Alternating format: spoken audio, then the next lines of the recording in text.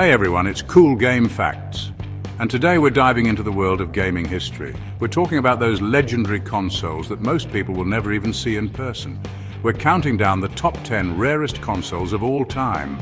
From prototype legends to limited edition releases, these consoles are the stuff of collectors' dreams. So buckle up because some of these might surprise you. Kicking off our list at number 10, we have a console shrouded in what if, the Nintendo PlayStation. Yeah, you heard that right. Back in the early 90s, Sony and Nintendo were actually working together. This prototype was the result of that partnership. A Super Nintendo with a CD-ROM drive. Imagine a world where the PlayStation was born under the Nintendo umbrella. Crazy, right? Only a handful of these prototypes are known to exist, making it a holy grail for gaming collectors. The story goes that Nintendo backed out of the deal with Sony, breaking hearts and sending shockwaves through the industry. Sony, of course, took their idea and ran with it, creating the PlayStation we know and love today. But this prototype remains a fascinating glimpse into an alternate timeline of gaming history. Coming in at number 9 is a console so rare it's almost mythical, the Sega Pluto. Imagine a Sega Saturn, but with a built-in Netlink modem for online gaming. That's the Pluto in a nutshell. Only 2 prototypes of this console are known to exist, making it a true enigma in the gaming world.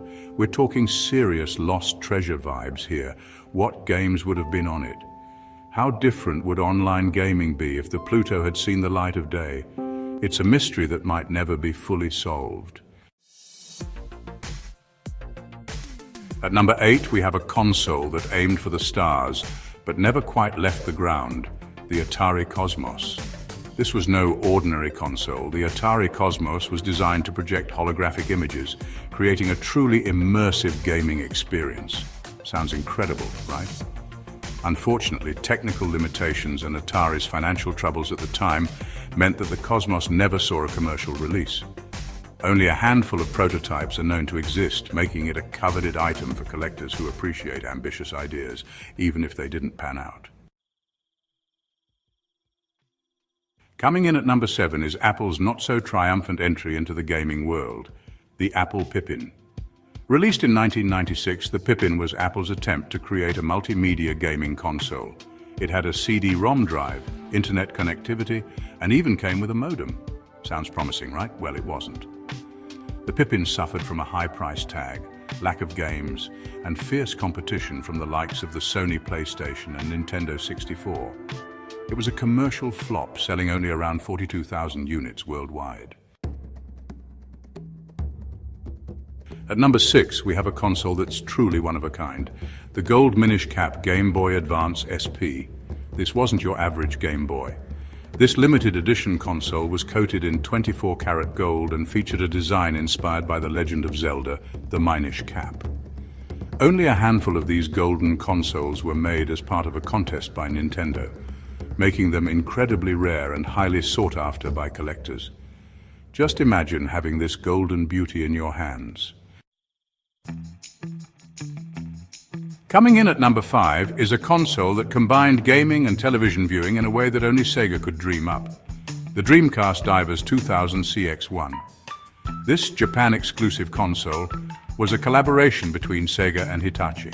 It was a fully functional Dreamcast console built into a 14-inch CRT television. Talk about an all-in-one entertainment system. It even came with a keyboard and mouse, making it perfect for web browsing and other multimedia functions.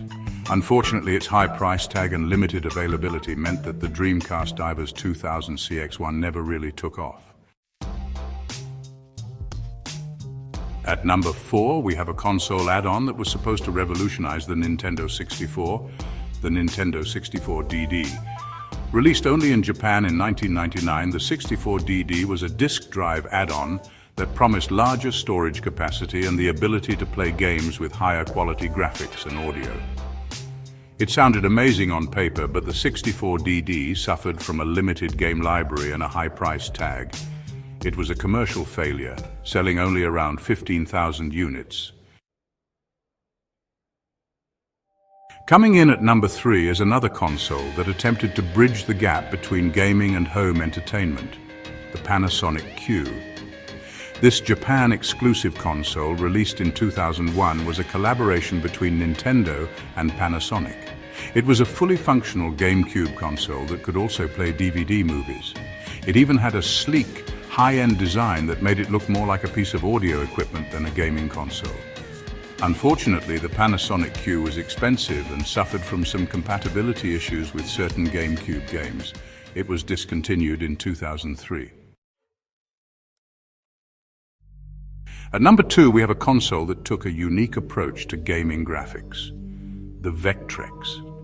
Released in 1982, the Vectrex stood out from the crowd with its use of vector graphics, which created sharp, colorful lines instead of the pixelated graphics that were common at the time. The Vectrex even came with its own built-in screen and used plastic overlays to simulate color graphics. It was a novel idea, but the Vectrex faced stiff competition from the Atari 2600 and other consoles. It was discontinued in 1984. And finally, at number 1, we have the ultimate collector's item for fans of classic arcade games, the Neo Geo AES Gold System. Released in 1991 by SNK, the Neo Geo AES was a home console version of the popular Neo Geo arcade system. It was known for its arcade-perfect graphics and sound, but it came with a hefty price tag. The Gold System was a limited edition version of the Neo Geo AES that was only available in Japan. It featured a gold-plated console and controllers, making it one of the most visually striking and sought-after consoles ever released. Thanks for watching. If you enjoyed this video, make sure to hit that like button and subscribe for more tech and gaming content. From prototype dreams to limited edition treasures, these rare consoles offer a glimpse into the fascinating and ever-evolving world of gaming. Let me know in the comments which rare console you wish you had in your collection.